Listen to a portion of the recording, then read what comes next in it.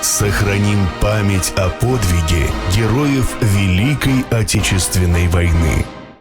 Мы собрались только уехать, и уже 7 сентября уже нас перекрыли дорогу, и мы не смогли выехать.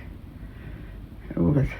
Папу сразу забрали этим, как они это называли, все это, на передовую. И мы и так остались.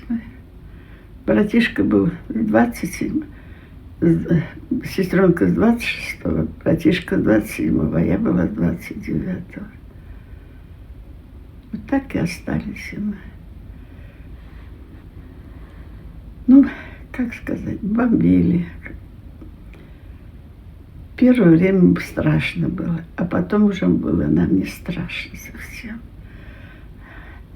Мама нам сшила мешочки, одела, метрики положила. Говорит, вот если только наш дом разбомбит, если вы останетесь живы, чтобы у вас были документы в таком итоге. Ну, Бог миловал, дом не разбомбили. Но в то же время 42-й, считай, это если уже сентябрь уже полностью перекрыли. Ну, сначала было 200 грамм хлеба, потом, или я уже не помню сначала сколько было. Я единственное запомнила, когда их уже, брат уже не мог ходить совершенно, не мог уже, хоть и ему было 14 лет. Я ходила за хлебом. Единственное, более страшный был один день. У меня чуть не отняли мой хлеб. Но я боролась, спрятала как-то так, за это. Свету не было. Лучинку зажигали, и этим светом только пользовались. Отопления не было. Была бы железная печка, мама успела ее где-то купить. Там только мы чай кипятили, кипяток кипятили. И этот кусок хлеба мы в стакан накрошим, посолим, выпьем.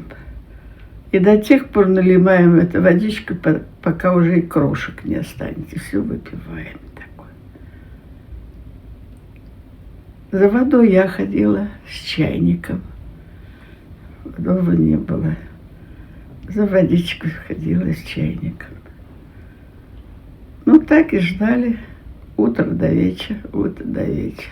Но братишечка 11 февраля он умер. Вот только принесла хлеба, он даже не съел этот кусочек, сразу же умер. А я с мамой спала. Холодно, конечно, было. У нее шуба какая-то была. Мы обнимаемся и с ней спим. И уже было это 6 марта. Я кричу сестренке: Шура, что-то мама храпит и храпит. Она так, она же умирает в таком итоге. Ну, так она, конечно, под утро умерла. И, собственно говоря, это... И вот мы остались. Сохраним память о подвиге героев Великой Отечественной войны.